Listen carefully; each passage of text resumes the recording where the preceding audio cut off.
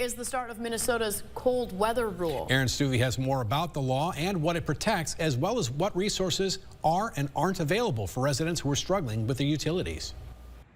Despite the warm, summer-like weather, October has arrived, and with it, new deadlines. October 1st is the start of the cold weather rule, a law that protects residents from having their utilities shut off by power companies from October through April. The law doesn't make it impossible to shut off utilities. Residents need to set up a payment plan with their companies to stop a shutoff. Once a disconnect notice has been received, residents do have other options. The Salvation Army here operates emergency social services, and with that we have the capacity to help with utility cutoff notices, right? A disconnect, that's one of the programs that is primarily sponsored by or funded by the United Way here. Typically, there are federally funded programs to help with utility struggles, but many of those faced cuts by the Trump administration earlier this year, and now a government shutdown has added even more hurdles to overcome. There are some local options available, as MVAC has an energy assistance program through the Minnesota Department of Commerce, and the Salvation Army has their own assistance program. We do what we can.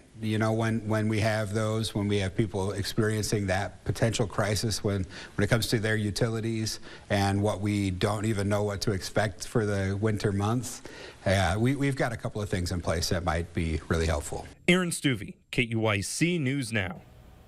The Salvation Army is also opening their cooling shelter to combat the heat this weekend.